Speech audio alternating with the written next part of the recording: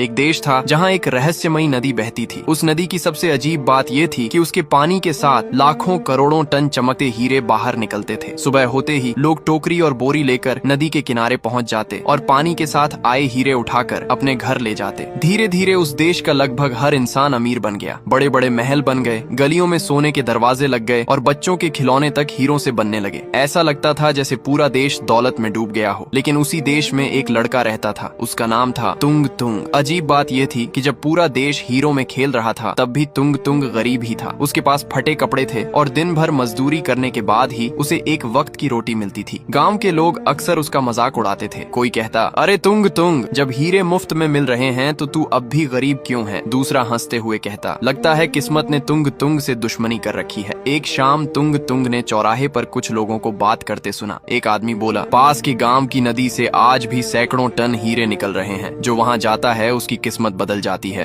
दूसरा आदमी बोला, लेकिन वहाँ जाना आसान नहीं है। तीसरा धीरे से बोला, क्योंकि उस नदी की रखवाली राइस्टार की आत्मा करती है। जो भी वहाँ से हीरे उठाने जाता है वह जिंदा वापस नहीं आता। ये सुनकर तुंग तुंग के मन में डर भी आया और लालच भी। उसने सोचा, अगर गरीबी में ही मरना है तो उससे अच्छा है किस्मत आजमा ली जाए। अगली सुबह तुंग तुंग अकेला ही उस नदी की तरफ निकल पड़ा। जब वह नदी के पास पहुंचा तो चारों तरफ चमकते हीरों के ढेर देखकर उसकी आंखें फटी की फटी रह गईं। वह धीरे धीरे एक हीरे के ढेर के पास गया और कांपते हुए हाथ से एक बड़ा हीरा उठाने की कोशिश की। जैसे ही उसने हीरे को छुआ, अचानक तेज हवा चलने लगी। नदी का पानी उफान मारने लगा और जमीन कांप उठी। उसी हीरों के ढेर के अंदर से एक भयानक आकृति बाहर निकली। वह थी राइस्टार की आत्मा। एक जोरदार ताकत तुंग तुंग से टकराई और वह दूर जाकर गिर पड़ा। कुछ देर बाद जब उसे होश आया तो उसे महसूस हुआ कि उसके शरीर में कुछ बदल गया है। असल में राइस्टार की आत्मा उसके शरीर में समा चुकी थी। अब तुंग तुंग पहले जैसा नहीं रहा था। उसकी आंखों में भयानक आग जल रही थी और उसकी ताकत कई गुना बढ़ चुकी थी। वह दौड़ते हुए एक गांव में पहुंचा